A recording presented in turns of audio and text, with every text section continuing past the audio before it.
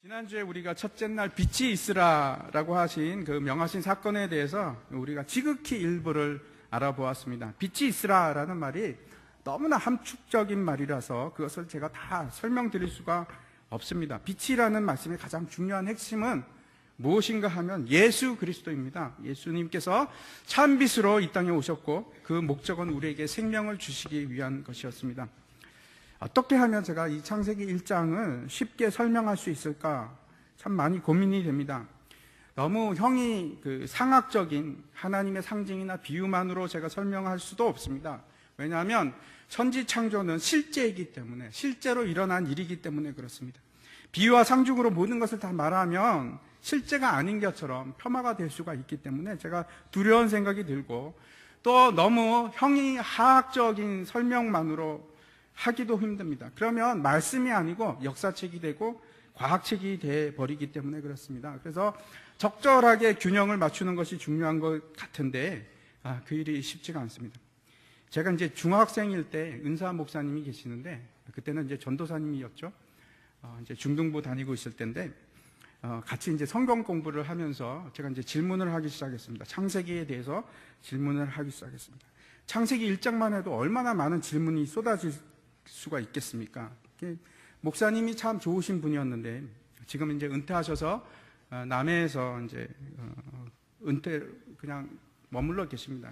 지금도 이제 자주는 못해도 가끔은 연락을 드리고 만나기도 하고 하는데, 그분이 이제 처음에는 제가 이제 질문을 하니까 대답을 하시다가 제가 이제 꼬치꼬치 따지고 들기 시작하니까 나중에 막 화를 내시는 겁니다.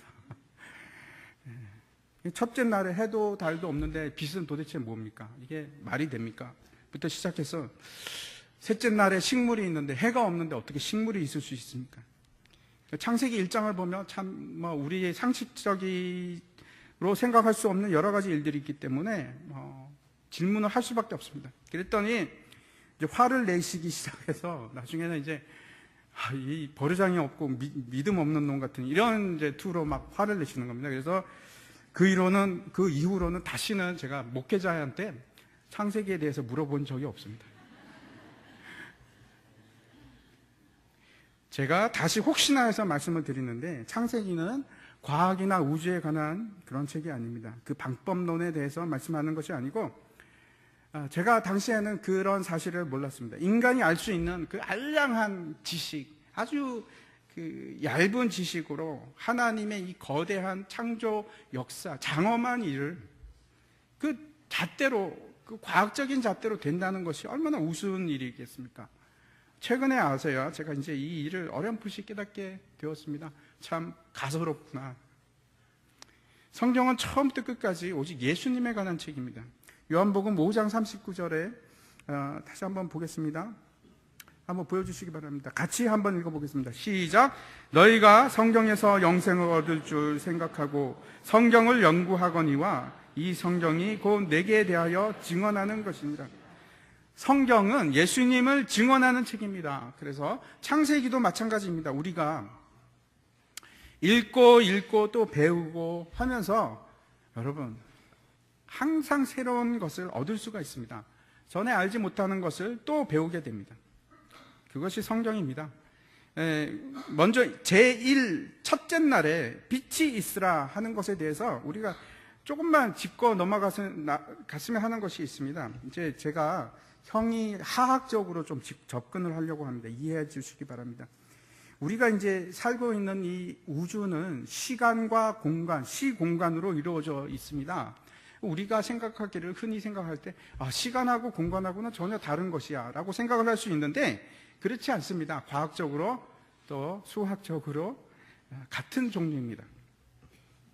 빛이 있으라라는 것은 굉장히 많은 것을 내포하고 있는데, 제가 이제 지금 물리적으로 말씀을 드리려고 하는데, 빛이 존재할 때 반드시 부수적으로 따라서 생겨나는 것이 있습니다. 혹시 그것이 무엇인지 아십니까? 시간입니다. 시간. 빛이 만들어지면 반드시 생기는 것이 있는데 이것이 시간입니다. 우리가 잘 알고 있는데 젊을 때의 아인슈타인 박사의 모습인데, 아인슈타인과 그 당시에 이제 많은 과학자들이 빛의 속도에 대해서 생각하기 시작했습니다. 빛의 속도는 일정할까? 느려지지는 않을까, 더 빨라지지는 않을까, 이런 여러 가지 연구를 합니다. 그런데 연구를 하면서 결국 탄생한 것이, 아인슈타인에 의해서 만들어진 것이 상대성 이론입니다. 이 아인슈타인 박사를 통해서 밝혀진 것이 빛과 시간은 뗄래야 뗄 수 있는 것이 아니구나. 같은 개념이구나. 빛이 존재하면 시간이 존재하고, 시간이 존재하면 빛이 존재하는 것이구나 하는 것을 우리가 깨닫게 되었습니다. 빛이 생겼다는 것은 이제 시간이 흐르기 시작했다는 것입니다. 따라서 빛의 최초의 창조는 결국 시간의 창조입니다. 그 전에는 영원부터 영원입니다. 그런데 태초에 빛이 생겨나기 시작하면서, 존재하기 시작하면서 이 세상에 시간이 흐르기 시작했습니다. 우리는 모두가 그 시간 하에 있습니다. 우리 중에 아무도 그 시간을 벗어날 수 있는 사람은 없습니다. 그 시간이 창조된 사건이 우주의 첫째 날 사건인데, 그 시간의 흐름에 대해서 성경이 뭐라고 말씀하고 있는지 한번 보도록 하겠습니다. 5절입니다. 뒷부분을 보시기 바랍니다. 저녁이 되고 아침이 되니 이는 첫째 날이니라 라고 말씀을 합니다. 시간이 흐르는 겁니다. 시간이 흐르는 겁니다. 그러면 우리가 이 시간을 벗어나서 영원한 세계로 가게 된다면 어떻게 될까 한번 생각해 보시기 바랍니다. 이 시간을 벗어나서 성경에 그런 구절이 있을까요? 거기에 대해서 설명을 하고 있을까요? 예, 당연히 있습니다. 요한계시록 21장 25절의 말씀입니다. 제가 한번 읽어보겠습니다. 낮에 성문들을 도무지 닫지 아니하리니 거기에는 밤이 없습니다. 영원한 나라로 들어가게 되면 밤과 낮이 계속해서 반복돼서 바뀌는 것이 아니고, 제한된 시간 속에 머물러 가는 것이 아니고 밤이 없어집니다. 이제는 낮만 있습니다. 계속해서 낮입니다. 여러분, 이 구절을 보면 또 하나 우리가 눈치채셨습니까? 다시 형이상학적인 본질이 저기 포함이 되어 있는데, 낮에 어떻게 합니까? 도무지 성문을 닫지 않는다. 왜 그럴까요? 예, 밤 때문에 그렇습니다. 밤이 없기 때문에 이제 성문을 닫지 않는 겁니다. 밤의 성격이 드러납니다. 그 밤은 두려움을 주는데, 반면에 낮은 밝고 즐겁고 안전하고 힘차고 모든 그러한 이미지를 내포하고 있습니다. 빛의 세계가 그렇습니다. 지금 계시록에는 밤은 사라지고 없고 낮만 지속이 됩니다. 그러면 다시 우리 생각하는 주제로 돌아가서, 그러면 이 계시록에서 말하고 있는 낮은 24시간 중에 몇 시일까? 몇 시부터 몇 시일까? 구분할 수 있겠습니까? 없지요. 없습니다. 그렇다면 다시 창세기 첫째 날에 들어가서 한번 보시기 바랍니다. 2절에 보면은 땅을 지구라도, 제가 지난주에 말씀드렸는데 땅을 지구라고 말씀드릴 수도 없고 물을 우리가 마시는 물이라고 말씀드릴 수도 없다. 그렇게 하기에는 곤란하다라고 말씀을 드렸습니다. 땅은 어떤 뜻을 가지고 있냐면 형태를 띈 형성된 것이라는 의미를 품고 있고, 물은 어떤 의미를 가지냐면 물질의 기본, 근본을 얘기하는 겁니다. 그러니까 다시 말씀드려서 물은 최소의 물질의 단위, 또는 제가 이제 줄여서 원물질이라고 말씀드리겠습니다. 다시 말씀드려서 우리가 말하는 땅이 이 땅이 아니고 우리가 말하는 물이 이 물이 아닙니다. 그렇다면 우리가 지금 다시 한번 생각해 보시기 바랍니다. 이 둥근 지구가 구성되지도 못한 때입니다. 여러분 아시다시피 지구의 24시간은 어떻게 결정이 됩니까? 지구가 한 바퀴 자전을 하면서 결정되는 것이 24시간입니다. 해가 없으면 곤란합니다. 지구가 돌지 않으면 곤란합니다. 그런데 지금 이때는 창조의 첫째 날은 빛만 존재합니다. 그러니까 지구도 없고 해도 없습니다. 그럼 무슨 근거로 24시간을 잴 수가 있겠습니까? 성경은 날을 욤이라는 단어로 사용해서 말하고 있는데, 그 욤이 하루를 말하기도 하고 한 기간을 얘기도 하기도 합니다. 예를 들어서 심판의 날 그러면 어느 한 지점부터 시작해서 심판이 끝날 때까지 모든 그 기간을 심판의 날이라고 합니다. 기간을 얘기하기도 합니다. 그러면 이제 우리가 다시 생각하겠습니다. 여러분께서 지금까지 첫째 날은 24시간이다 라고 생각을 해오셨다면 제가 반대하지 않겠습니다. 그것이 틀렸다 맞았다는 전혀 중요하지 않습니다. 여러분 중에 어떤 분은 이 시간이, 하루가 저녁이 되고 아침이 되니 이것은 한 기간이다. 또는 하나님의 날이다. 그렇게 생각해도 상관이 없습니다. 전혀 그것은 중요한 문제가 아닙니다. 하나님께서 지금 이 문제를 우리에게 말씀하시고자 하는 의도가 거기에 포함되어 있지 않기 때문에 그렇습니다. 시간이라는 것이 우리 모두에게 동일하게 흐르지는 않습니다. 한번 보여주시기 바랍니다. 그 다음 거 보여주시면 잘 보이시는지 모르겠는데 저 시계가 여러 개 있는데 그 초침이 다 틀립니다. 제게 흐르는 시간이 따로 있고 여러분 각자가 다 시간이 다릅니다. 물론 우리가 국제 표준의 시간을 딱 마련해서 그걸로 맞춰서 살아가고 있지만 실제 시간은 그렇게 흘러가지 않습니다. 모든 사람에게 다르게 흘러갑니다. 어떤 사람에게는 시간이 빨리 흘러가고 어떤 사람에게는 느리게 흘러갑니다. 분명한 사실입니다. 실험으로도 증명된 사실입니다. 제가 간단히 말씀드리면 상대성 법칙에 의하면 여러분 아파트에 60층 아파트에 사는 것이 오래 살 수 있을 것 같습니까? 아니면 1층에 사는 것이 더 좋을 것 같습니까? 수명에 있어서. 예? 1층이 맞습니다. 이게 어떻게 아셨습니까? 60층에 있으면 시간이 빨리 흘러갑니다. 그리고 1층에 있으면 시간이 상대적으로 느리게 흘러갑니다. 예를 들어서 해외여행을 자주 다니시고 비행기를 자주 탔다. 시간이 천천히 흘러갑니다. 그리고 집에 가만히 있으시면 시간이 아주 빨리 흘러갑니다. 움직이시기 바랍니다. 제가 말씀드리고자 하는 것은 사람과 모든 피조물들은 이 시간의 틀 안에서 벗어날 수 없습니다. 왜냐하면 창조된 후에, 시간이 창조된 후에 그 틀 안에서 우리가 창조되었기 때문에 그렇습니다. 그래서 우리는 영원이라는 개념을 알지를 못합니다. 성경에 보면 영원이 굉장히 많이 나옵니다. 하지만 모릅니다. 우리가 그 영원이 어떤 것인지 모릅니다. 우리가 천국에 가면 아마 그때 하나님과 같이 그 천국에서 누리며 살면 영원히 이런 거구나. 그때 가서야 아마 깨달아 알 수 있을 것 같습니다. 오늘 본문은 둘째 날에 관한 내용입니다. 둘째 날 만들어진 것이 궁창입니다. 6절과 7절을 한번 같이 보시기 바랍니다. 다시 한번 읽어보겠습니다. 같이 읽어보겠습니다. 시작. 하나님이 이르시되 물 가운데에 궁창이 있어 물과 물로 나뉘라 하시고 하나님이 궁창을 만드사 궁창 아래의 물과 궁창 위의 물로 나뉘게 하시니 그대로 되니라. 물은 과연 무엇인가? 앞에서 제가 말씀드렸는데 이 물은 우리가 마시는 그 물이 아닙니다. 아닙니다. 제가 확신 있게 말할 수 있습니다. 그 물은 아닙니다. 이 물은 물질의 가장 작은 단위, 그러니까 원물질이라고 하는 것으로 우리가 생각할 수 있습니다.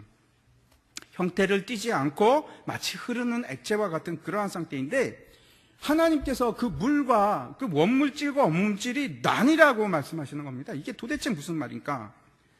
그러니까 물과 물 사이에 하늘이 생기고 물은 바다의 물이고 위에는 하늘 위에 또 물이 있는 거 아니야? 이렇게 이제 생각할 수도 있습니다. 과거에 칼빈이나 아니면 매튜 헨리 같은 신학자들은 어떻게 생각하냐면 그 위에 있는 물을 구름이라고 생각했습니다. 그런데 이제 헨리 모리스라는 분이 있는데 한번 얼굴 보여주십시오. 저분이 이제 창조과학에 관한 시초가 되는 분이신데 저분이 이제 새로운 주장을 했습니다. 제가 저 사실이 아직도 기억이 납니다. 제가 아주 어릴 때 센세이셔널하게 그냥 신문에 보도되고 그랬던 것을 제가 기억을 합니다. 저분이 어떻게 주장을 했냐면 지구가 있으면 밑에 물이 있고 그 다음에 대기층이 있고 대기층 위에 또 층이 있다. 이제 성경을 이제 문자 그대로 보신 것이요. 그렇게 이제 얘기를 했습니다. 그리고 그 물이 결국은 노아 홍수 때 다 쏟아져 내려서 이 땅이 홍수로 물이 범람하게 되었다. 이런 주장을 하십니다. 정말 그런가? 여러분, 구름이 가벼울까요? 공기가 가벼울까요? 예? 잘 모르시겠죠? 구름이 무겁습니다. 공기가 더 가볍습니다. 그런데 왜 구름이 떠 있을까요? 천천히 떨어지고 있습니다. 구름은 천천히 떨어지는데, 기류가 흘러서 막 이게 밀어붙일 때도 있고 상승 기류 때문에 다시 올라갈 수도 있고 하지만 가만히 두면 구름은 천천히 떨어집니다. 그런데 하물며 물이 저 공중에 있으면 떨어지지 않겠습니까? 물이 얼마나 무겁습니까? 떨어집니다. 과학적으로 우리가 좀 받아들이기 힘든 상황입니다, 저 상황은. 그런데도 불구하고 여기도 아마 많이 그런 분들이 많이 계실 겁니다. 저것을 사실로 받아들이는 분이 참 많이 계실 겁니다. 정말 성경이 말씀하고 있는 것이 저런 물과 물이 분리되는 상황이 저것을 말씀하시는 것인가? 과연 그럴지 의문입니다. 왜냐하면 이 창조의 둘째 날에 지구가 없었습니다. 지구를 말하고 있지 않는데 어떻게 지금 저런 상태를 우리가 말할 수 있겠습니까? 그리고 물이 저런 우리가 말하는 먹는 물이 아닙니다. 그런데 저렇게 어떻게 표현할 수 있겠습니까? 물이라는 것이 아직 고쳐야되지 않고 형태를 지니지 않는 그런 것인데 2절에 보면 뭐라고 하냐면 혼돈하고 공허한 흑암이 깊음 위에 있다. 이 깊음 위에 있다는 것은 무저갱이란 뜻입니다. 끝이 없다는 뜻입니다. 끝이 없이 펼쳐지는 그 원물질들이 흩어져 있는, 퍼져 있는 그러한 상태입니다. 그런데 빛이 생겨나고 시간이 창조되었죠. 그리고 나서 이제 원물질 사이가 하나님께서 갈라져라 라고 말씀합니다. 궁창이 갈라지기 시작하는데 물과 물 사이가 이렇게 떨어지는 것입니다. 이것을 우리가 이제 공간이라고 하는데 한번 다음 뒤에 한번 보여주시기 바랍니다. 계속해서 제가 저거 만드느라고 굉장히 고생했는데 저렇게 원물질이 퍼져 있다가 점점 모이기 시작하면 가운데 공간이 생깁니다. 저것을 스페이스라고 합니다. 다시 말씀드려서 물과 물 사이가 벌어지면 뭐가 생깁니까? 공간이 생기기 시작하는 겁니다. 공간이라는 것이 그전에는 없었습니다. 여러분, 원래부터 공간이 있는 게 아닙니다.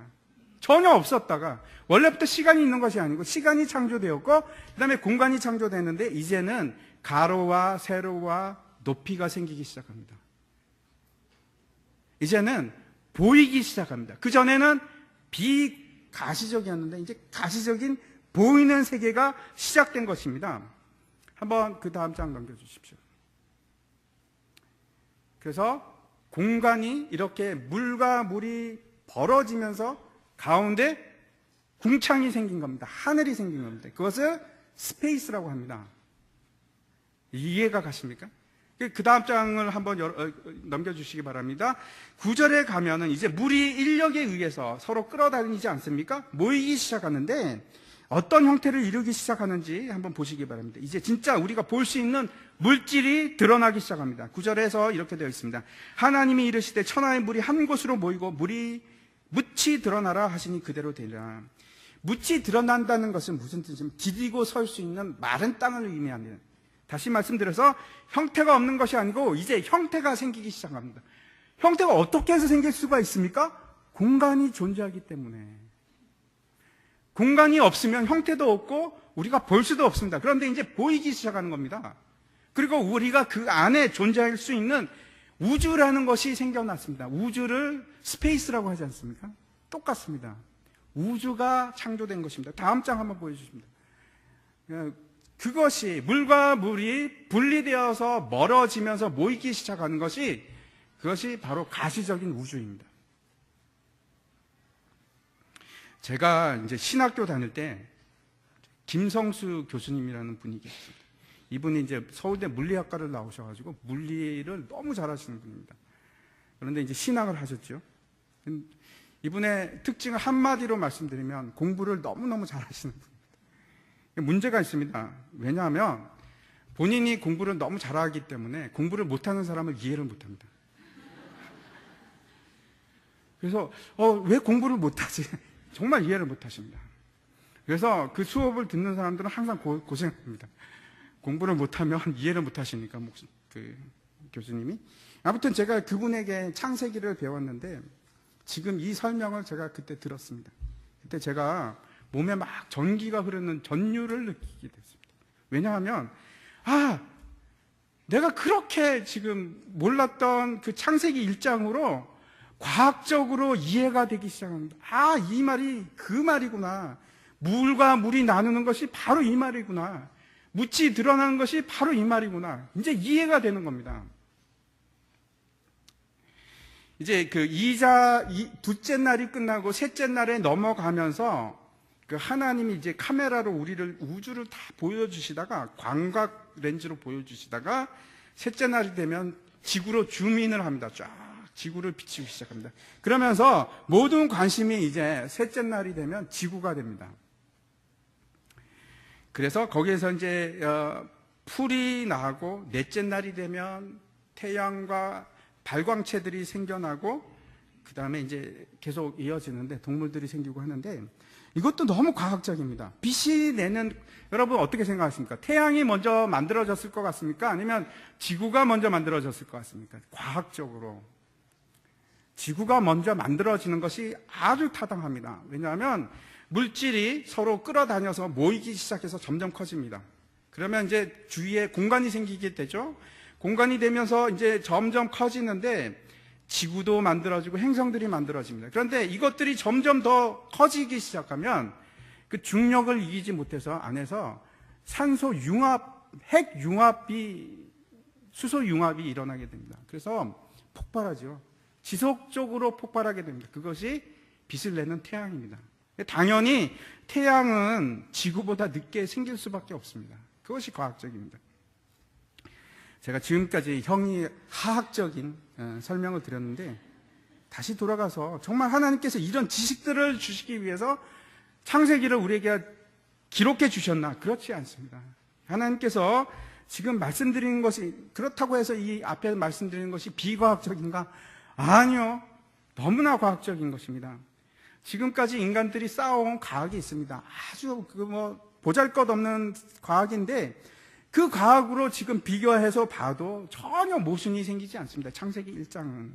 이 과학이 아마 발전을 하면 더 분명하게 창세기 1장을 조명해 줄 겁니다.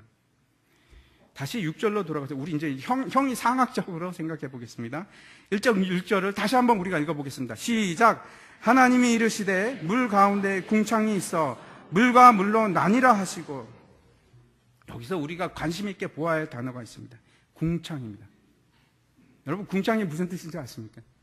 그 궁이 하늘 궁에다가 창이 푸른 창입니다. 그래서 푸른 하늘이라는 뜻인데, 놀라운 사실은 그 히브리어로 라키아라고 되어 있는 궁창의 원래 뜻은 하늘하고는 전혀 관계가 없는 뜻입니다.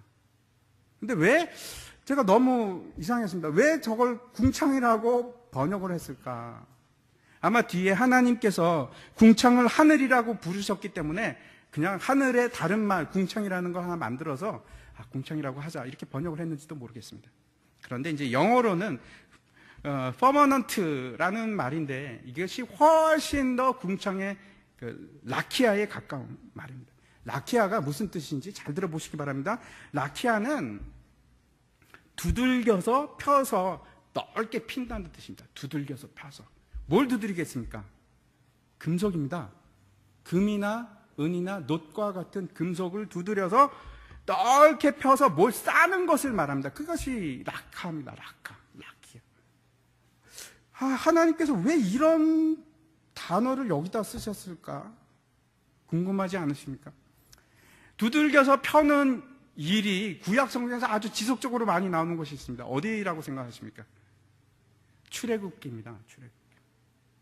출애굽기에 보면 성막에 대해서 하나님께서 이제 말씀을 하시고 성막을 만들게 하는데, 성막에는 기물들이 6개가 들어갑니다.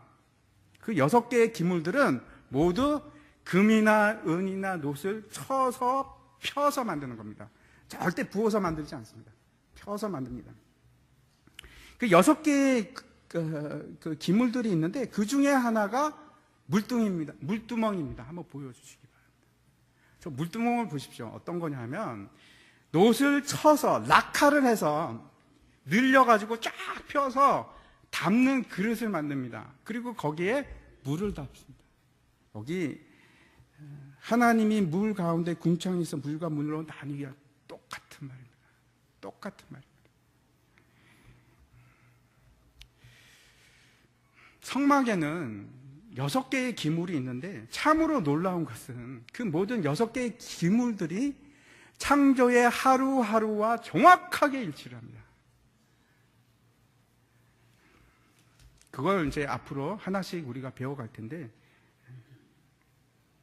관심을 가져주시기 바랍니다. 첫째 날에 이제 빛이 있으라라는 말씀이 있고, 그래서 이제 빛이 생겨납니다. 그것이 무엇입니까? 예수 그리스도입니다. 참 빛으로 오신 예수 그리스도고, 이 땅에 빛으로 오셨고 또 어린 양으로 오셨습니다. 그래서 그 어린 양이 번제단 위에서 태워지는데, 좀 보십시오. 빛이 납니다.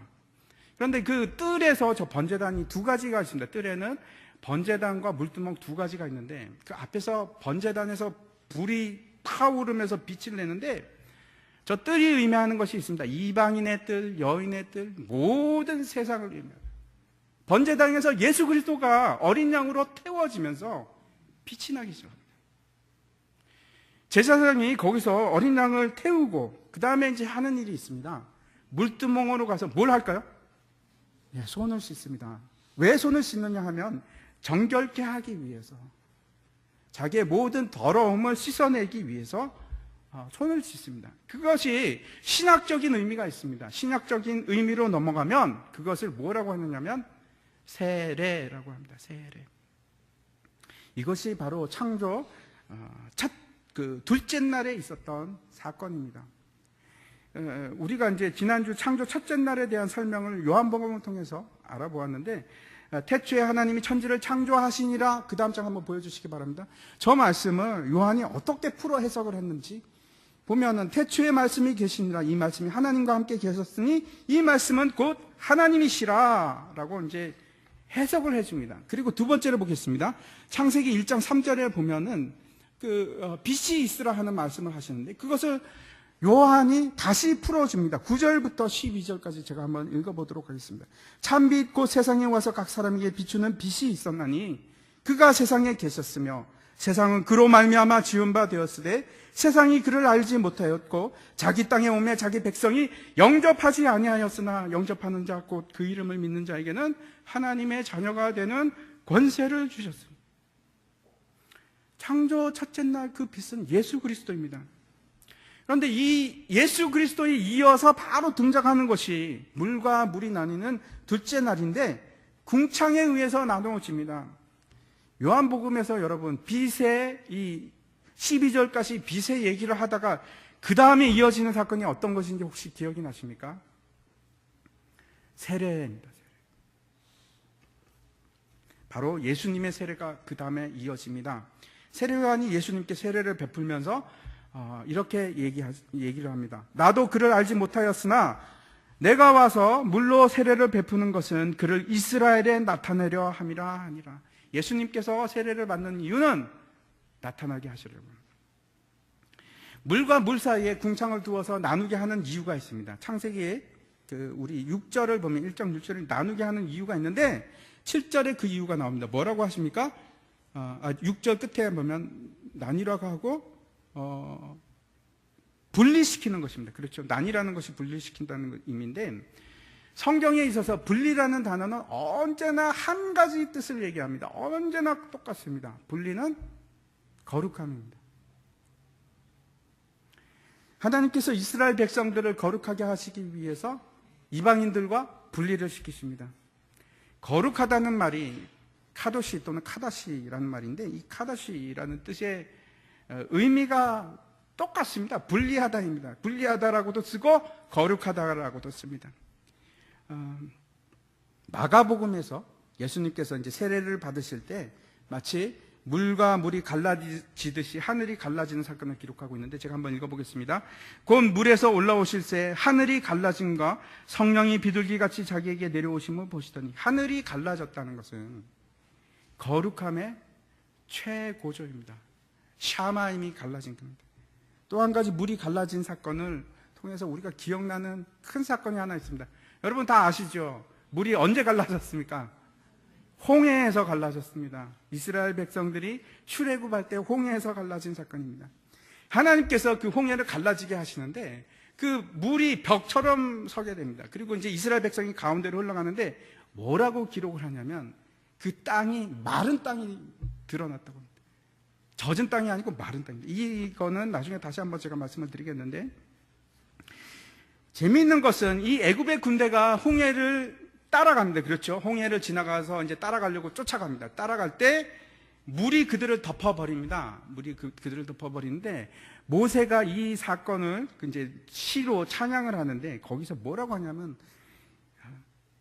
깊은 물이 그들을 덮어버린다 이렇게 합니다. 이 깊은 물이 그들을 덮어버린다는 것이 태움이라는 것인데 정확하게 창세기 1장 2절에 흑암이 깊음 위에 있고 하고 똑같은 단어입니다.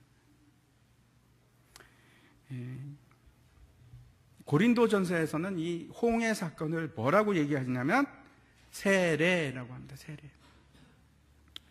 제가 오늘 세례에 대해서 말씀을 드리는 것입니다. 이스라엘 백성들이 유월절을 통과하면서 구원을 얻게 됩니다. 사망에서 생명으로 옮기는 일을 경험하는데 그것이 바로 창조 첫째 날 빛을 보게 되는 사건과 동일한 것입니다. 하지만 여러분, 구원이라는 것이 빛을 보는 것으로 끝나는 사건이 전혀 아닙니다. 구원은 참된 안식, 영원한 안식으로 들어가는 것입니다. 여러분, 그 창세기 1장에서 참된 안식이 몇째 날에 드러납니까? 7일째 드러납니다. 그래서 우리가 영원한 안식에 들어가기 위해서는 첫째 날, 둘째 날, 셋째 날, 넷째 날 다 통과를 해야 합니다.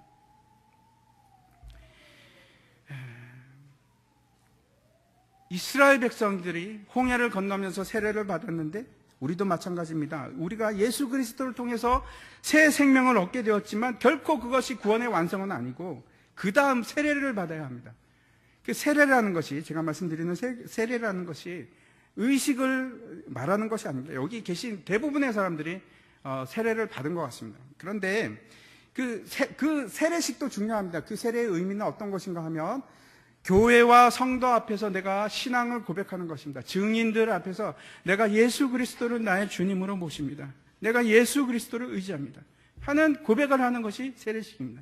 그런데 그 의식뿐이 아니고 세례의 실제적인 의미가 있습니다. 그것이 무엇입니까? 죽음입니다. 로마서 6장을 보도록 하겠습니다. 그런즉 우리가 무슨 말을 하리요? 은혜를 더하게 하려고 죄에 거하겠느냐? 그럴 수 없느니라. 죄에 대하여 죽은 우리가 어찌 그 가운데 더 살리요? 무릇 그리스도 예수와 합하여 세례를 받은 우리는 그의 죽으심과 합하여 세례를 받은 줄 알지 못하느냐?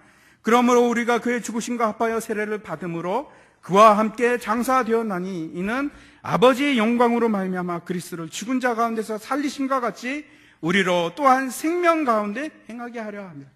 우리가 세례를 받는 이유는, 우리가 죽음을 경험하는 이유는 어떤 겁니까? 생명 가운데 거하게 하기, 생명 가운데 행하게 하려고. 이것이 목적입니다. 여기 계신 분들이 대부분 다 세례를 받았을 텐데 하나님께서 우리에게 말씀하시는 것은 내가 이 창조의 이틀을 마쳤다라고 생각하지 마시기 바랍니다. 나는 세례를 받았으니까 이제 다 끝났어, 이제 3일로 넘어가면 돼, 하지 마시기 바랍니다. 창조의 6일은 안식에 들어가는 일인데 그 하루하루가 정확한 뜻이 있습니다. 하나님께서 이 창세기를 통해서 6일을 통해서 우리에게 분명하게 제시하는 길이 있고 거기를 가시기를 원합니다. 이 하루하루는 우리가 반드시 거쳐야 하는 날들입니다. 우리가 예수 그리스도를 내 주님으로 고백하고 믿음으로 의롭다 하심을 받는 것이, 그것이 끝나는 것이 아니고 첫째 날 참빛 예수 그리스도를 보은 것이 그것으로 끝난 것이 아닙니다. 하나님께서 이스라엘 백성들을 애굽에서 구원해내실 때 애굽에 10가지 재앙을 내리십니다. 기억나시죠? 근데 그 10가지 재앙 중에서 마지막 재앙은, 그렇죠, 우리가 잘 알고 있는 장자를 죽이는 사건입니다. 그런데 9째는 어떤 것입니까? 기억이 나십니까 혹시? 놀라운 사실이 있습니다. 9번째가 바로 흑암 재앙입니다. 흑암. 어떤 일이 있냐면 해가 어두워지고 온 땅이 암흑 속에 뒤덮입니다. 그런데 명확하게 그 구절이 창세기 1장 2절에 기록이 되어 있습니다. 땅이 혼돈하고 공허하며 흑암이 깊음 위에 있고. 똑같은 구절입니다. 똑같은 구절입니다. 혹시 여러분 그 흑암이 며칠 동안 지속되었는지 혹시 아십니까? 며칠일 것 같습니다. 하루? 아니면 이틀? 3일? 4일? 네? 3일입니다. 예수님이 며칠 만에 살아나셨죠? 3일입니다. 여기 세 번째 날부터 묻이 땅에서 드러나기 시작하는데 역시 3일입니다.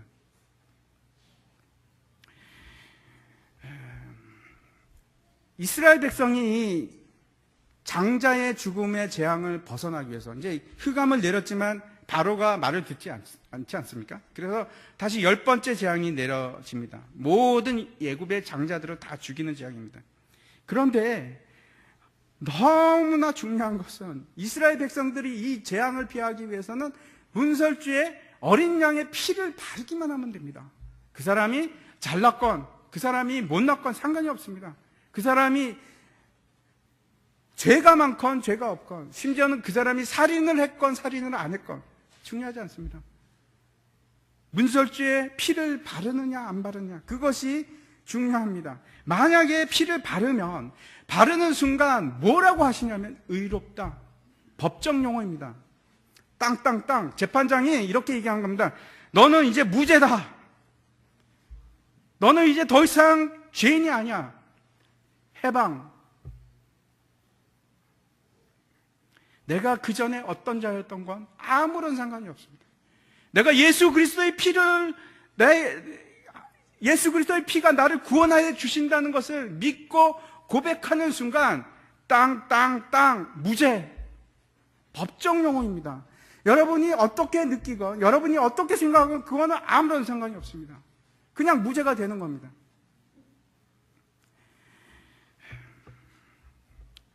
여기서 하지만 이렇게 얘기합니다. 죄 사함을 받았다고 더 은혜를 받기 위해 우리가 계속 죄에 있는 것이 가하냐 합당하냐?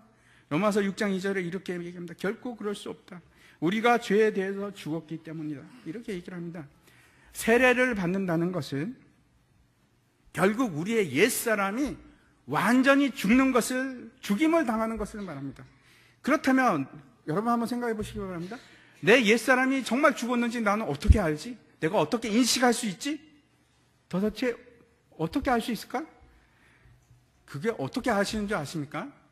제가 로마서 4장 25절을 보여드리도록 하겠습니다. 같이 읽어보겠습니다. 시작. 예수는 우리가 범죄한 것 때문에 내줌이 되고 또한 우리를 의롭게 하시기 위하여 살아나셨느니라. 예수님께서 내줌이 된 것은 우리 죄 때문인데 중요한 것은 그 뒷부분을 보시기 바랍니다. 우리를 의롭게 하기 위해서 살아나셨느니라. 예수님이 죽으시고 살아나신 것은 여러분 역사적인 사실입니다. 확실한 사실입니다. 그 사실은 내가 바꿀 수 있는 그런 것이 아닙니다. 사실인데 그 사실이 무엇을 말하는가 하면 나의 의로움의 증거가 됩니다. 여러분하고 상관이 없습니다. 예수님이 살아나셨기 때문에 나는 그냥 의로워지는 겁니다. 지금 로마서 4장 25절이 그렇게 얘기를 하는 겁니다. 예수님이 살아났지 않냐? 예수님이 살아났으면 너는 당연히 무죄다. 이제는 의인이야. 죄가 없어. 여러분이 어떤 생각을 하는 거하고 아무런 상관이 없습니다. 재판장이 그냥 그렇게 결정을 내린 겁니다. 그렇지만 우리 원수 사탄 마귀는 계속 이렇게 얘기합니다. 아니야, 그럴 리가 있어. 절대 그렇지 않아. 너 죄인 맞아. 너는 절대로 너 의인이 될 수가 없어. 죄의 이 삿을 받아. 너는 여기 계속 묶여 있는. 거짓말입니다, 여러분. 속지 마십시오. 여러분 죄책감 느끼지 마시기 바랍니다. 이제는 내가 예수 그리스도를 내 주님으로 고백하는 순간 이제 모든 쇠사슬은, 죄의 쇠사슬은 다 끊어진 것입니다. 여러분의 생각하고 상관이 없습니다. 여러분의 의지하고도 상관이 없습니다. 여러분의 느낌하고도 상관이 없습니다. 그것을 확인하는 것이, 그것을 뭐라고 하냐면 우리가 세례라고 합니다. 명확하게 여러분 기억하시기 바랍니다. 내가 세례 받은 자인가? 내가 세례를 받았으면 이제는 죄하고 나하고는 끊어졌다는 것을 확신하는 것입니다. 윗물과 아랫물이 완전히 끊어지는 것입니다. 옛사람은 여러분 분명히 죽었습니다. 그 이유가 예수님께서 부활하셨기 때문에 그렇습니다. 그래서 부활이 우리에게 너무나 소중한 겁니다. 부활이 우리의 증거가 되는 거예요. 이제 말씀을 마치려고 합니다. 예수님께서 사마리아에 있는 수가성을 지나다가 우물가에 앉으십니다. 그리고 한 여인과 얘기를 하는데 무슨 말씀을 하셨냐면 윗물과 아랫물에 대해서 대화를 나누셨습니다. 제가 한번 읽어보겠습니다. 예수께서 대답하여 이르시되 이 물을 마시는 자마다 다시 목마르려니와 내가 주는 물을 마시는 자는 영원히 목마르지 아니하리니 내가 주는 물은 그 속에서 영생하도록 솟아나는 샘물이 되리라. 누구든지 예수 그리스도 안에 있는 사람은 새로운 피조물이 됩니다. 옛 사람은 죽어버립니다. 제가 말씀드린 것은 여러분의 영을 얘기하는 것입니다. 여러분의 영은 바뀌었습니다. 옛날 영이 아닙니다.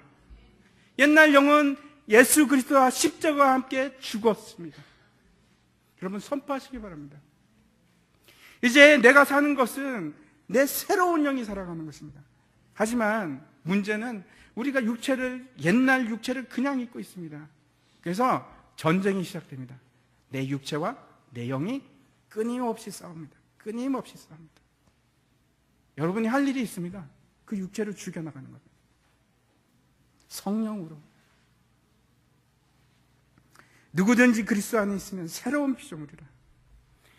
이제는 여러분 아랫물을 탐하는 것이 아니고 아랫물을 마시려고 하는 것이 아니고 윗물을 마시는 겁니다.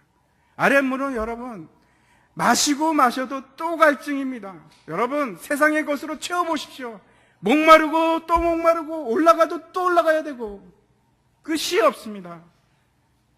여러분 그것을 쫓지 마시기 바랍니다. 이제 그것을 끊어버리는 것이 세례입니다. 그것을 끊어버리고 옛사람은 죽어버리고 이제는 윗물을 마시는 겁니다. 윗물을 취하는 것입니다. 이 물을 마시는 자마다 다시 목마르냐면 내가 주는 물을 마시는 자는 영원히 목마르지 아니하리니 내가 주는 물은 그 속에 영생하도록 솟아나는 샘물이 되리라. 그것이 예수 그리스도께서 주시는 윗물입니다. 그 윗물을 마시는 저와 여러분 되시기를 축원합니다.